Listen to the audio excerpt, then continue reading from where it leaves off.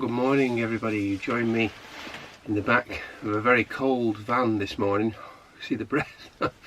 It's certainly not the camper van I'm hoping to have in the future, but it certainly does for now. So recently I put out a question on my channel, on the community channel, asking you to vote on two ideas that I had. One would be a woodland shoot, and the second being a coastal shoot, whatever the weather. Now that vote was very close. It went one way, then it went the other, and then eventually it landed on a coastal shoot, whatever the weather. So this morning I've got up bright and early, and I've come to, strictly speaking, it's a coastal habitat, but it's not coastal in the sense that we're going to see the sea this morning. I've come to a salt marsh, one that I've been to previously, but I thought I'd take a bit of a punt this morning, and what I've done is I've found a location on Google Maps, Google Earth, and what I've actually done is I've looked at the aerial imagery and I've looked for a salt marsh pool that's got nice shape into it, but I've never actually seen it. So I don't know what I'm going to get until I get there, and I thought that would add a little bit of sort of excitement into the coastal shoot, whatever the weather. Now on the front of weather, we're possibly going to have some nice dawn light, some golden light, which is what I want, but what we haven't got is cloud detail. The prediction for this morning is 100% no cloud, no layers of cloud whatsoever. So whatever I choose compositionally on this salt marsh pool, it's going to have a minimum amount of sky. I'm focusing primarily on the shape of the pool and also the nice warm light casting across it. Now currently it's 20 to 6 and sunrise is about 25 past 6, so I've got a bit of time. That's what I've got here, and I'll grab myself a quick brew to wake myself up and warm myself up, as is the case. Yeah, it's going to be one of those where I might get there and think that this pool is really not up to the standard I'm looking for. I'm looking for nice clean lines, nice shaping, nice leading lines, and nothing too fussy, very minimal. But I won't know, like I say, until I get there. So get this down me, and I'll see you out there.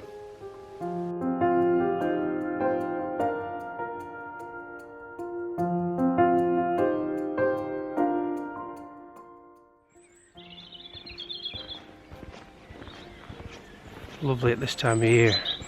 Still really cold, as I've just said, but the birds are in full swing. That's a robin just there, you can hear.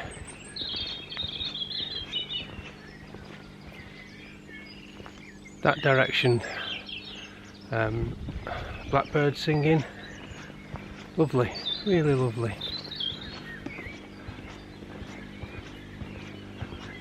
And I expect once we get onto the marsh there'll be skylarks out there.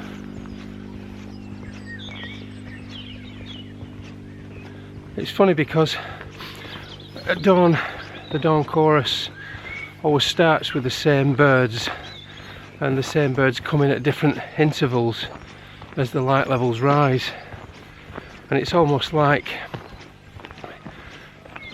you typically get in an orchestra where the various instruments come in at different parts of the piece, and nature does it exactly the same way. And at the moment we've got nothing but robins and blackbirds singing wherever you listen. Actually, I just said that, I just heard a wren just over to my left. But when you're not familiar with bird sound, all you hear is maybe 3 or 4 different species singing at once, and it just sounds like a huge cacophony of lots and lots of different birds, when in fact it's actually only 2 or 3. That's the wren there, you just heard. A couple of those about Anyway, we're getting onto the marsh now, so let's go and find this pool.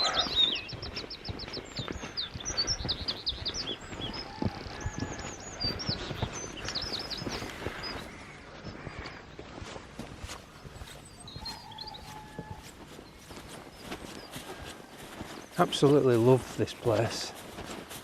It's so peaceful, it really is. It's one of the few places that I come to where you see very few other people, and it's just a little local place, and it's not one of those types of places that huge droves of people flock to, and it really is nice. And at the moment we've got some ground frost, so which I hadn't considered that in the mix, so we might just get some little bit of extra interest when I find this pool. Now I've got probably about a 10-minute walk to the location. There's only a specific way I can get to it, because typically, like all salt marsh, it's full of channels, water-filled channels, and when the tide comes in you can get cut off. So I'm heading to my spot in such a way that I don't have to cross anything that when the tide comes in I have any problems getting back. So I'm choosing, because I've never been to this particular pool before, I'm choosing a very safe route to it, one that I know that I've got a good easy retreat should I need to. So the position of the pool, I've chosen to have really strong side lighting this morning. I didn't want the sun behind me for obvious reasons, because I cast shadows onto the foreground, and to have sun directly in front to give a sunburst is nice in some occasions, but it's not always for me. That I do like the strong side lighting, especially on a type of shot that's not in woodland, and it's got lots of greenery. I like the way that the warm sun catches all that, and you get the light and shade. And it also, for something like this, which is very desolate landscape, the side lighting hitting the short grass vegetation can add a bit of modelling to the grass, whereas directional light tends to make the grasses look very flat and monotone. So that's the main reasons why I've chosen this angle of the sun's going to come up just over there to the back of the camera, and I'm going to be shooting in that direction. So I'm shooting northwards. There's a nice little squiggle in the, you can see it just there, that I quite like actually. And my spot isn't too far away, and I think I'm going to have to get my phone out and use the GPS on Google Earth just to try and locate where I am in relation to the pool. So I'll do that now. Right, so as you can see, the blue dot is where I am, and the channel I'm going to try and find, if you can see it, is just above my thumbnail there. You see that little sort of dip, there's like an S shape. That's the one I'm heading for. Yeah, right sort of in the middle of the screen now. That one there comes off that bigger branch. That's the one I'm heading to. So not got long now. I've had to walk round this big straight bit here to get to where I need to. That section there that you can see that heads southwards, it's not filled with water, but it is quite deep, so I've had to walk round it.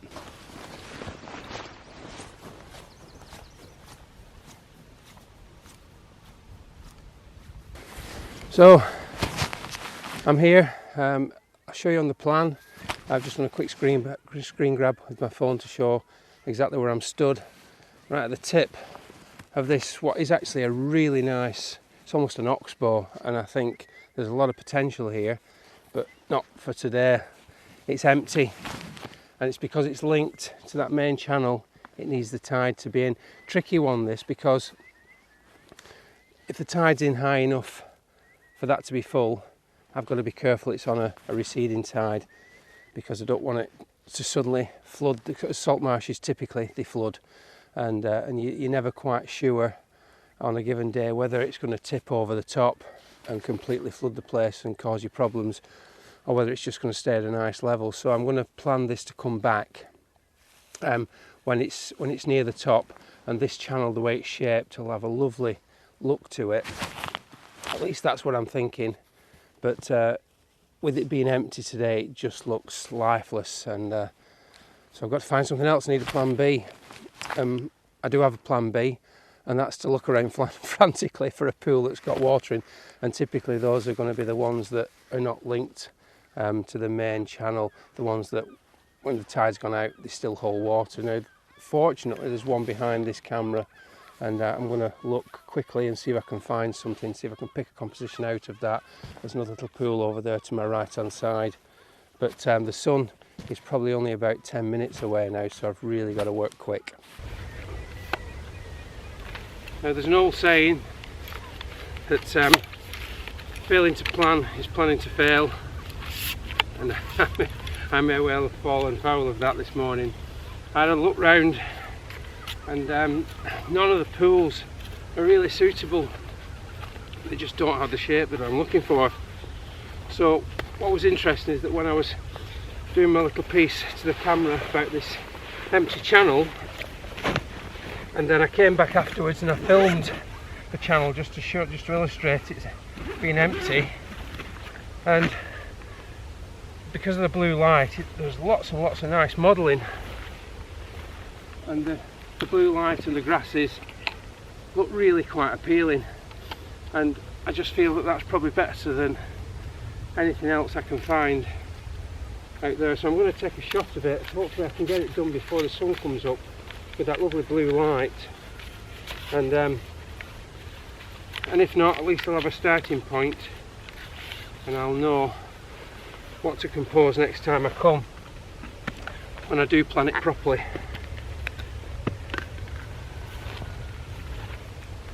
So I've actually taken the first shot. The sun is now just above the horizon. I didn't have the time to film that sequence, but I'm just going to repeat it now with the sun on the grasses, on the landscape, just so you can see what I've done. And the idea being is at the end I'm going to put both shots on so you can have the comparison. So what I'm going to do here is I'm on f18 and I've got the nodal rail on, and I'm going to pan and take a sequence of 6 shots. And the reason I'm taking 6 is because I'm on a wide angle lens. I'm on 21mm, and I want to make sure I've got complete sharpness all the way through. So my first shot is going to be on the left hand side of the frame in the foreground, and I'm just going to position the camera so that I'm just shooting slightly more than I actually need for the crop, and I'll take that first image. The next one is I'm going to refocus. That's perfect. I'm going to refocus the focusing point up at the top of the frame so that I get sharpness on the distant features, and take that.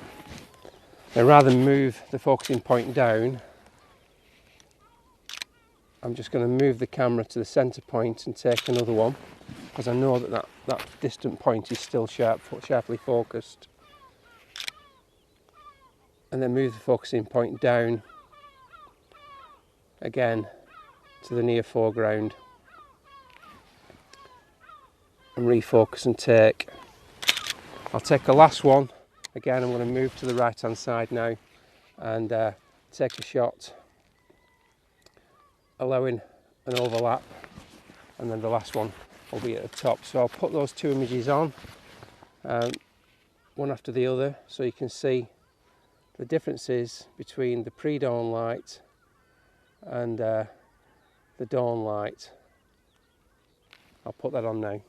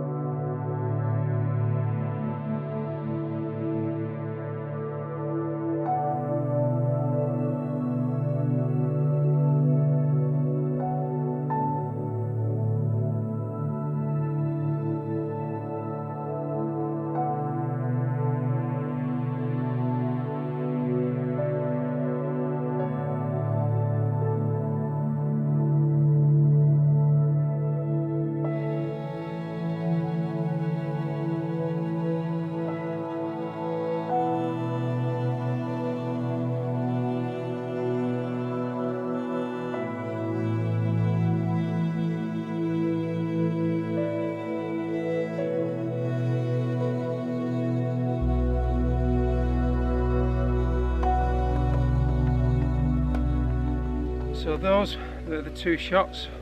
Hopefully they've worked out well, but I'll try and explain what went on this morning. I'll try and do a quick recap, because as you'll have seen, the two shots weren't identical. What I would have really liked would have been to have laid them over the top of each other so they could have just changed, morphed into a different colour temperature, but that wasn't the case. What happened is that when I first got here, as you saw, it was quite frantic and I had to grab what I could.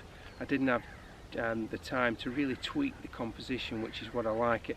What you generally find with photography is that you get a spot and then you sort of find the sweet spot after you've taken a couple. I didn't have the time for that, so what happened is that once I got the first shot out the way and the sun had started to come up, I'd actually moved the camera back ever so slightly, so there is some slight differences between the composition. At least that's what I'm imagining anyway.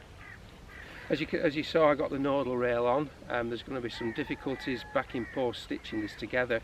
I was tilting the camera down for the shot to move left to right, and with that, because I've got a wide angle lens on, the horizon line was shifting, it was tilting as I was moving through the shot. Ideally with a nodal rail and any panoramic really, you should have the camera completely level to the ground and move left to right, then you don't have that problem stitching together. So I've got some little technical things to get over back when I get back to the computer, but like I say, you've seen the images already, so you already know whether they work or not. Hopefully they will. It's been interesting getting here, having no idea what I was going to be faced with. I was hoping for water in the ditch, but didn't have that, and I was almost going to call it, and it was only when I was doing a little bit of B-roll to show the empty ditch that I noticed that the actual blue light and all the modelling on the inside of the ditch was really quite nice, and it just felt like it was going to make for a nice image. Again, you've seen them already, so who knows. As always, hope you've enjoyed the video. Don't forget to leave some comments below, subscribe to the channel and give it a thumbs up if you've enjoyed it. And as I've said in previous videos recently, there's now that join button which gives you some little extra perks for the channel, some early bird viewings, and of course that all starts from as little as 99p a month. So I'm going to leave it there and say thank you all so much again for watching, and I will see you all in the next one. Bye for now.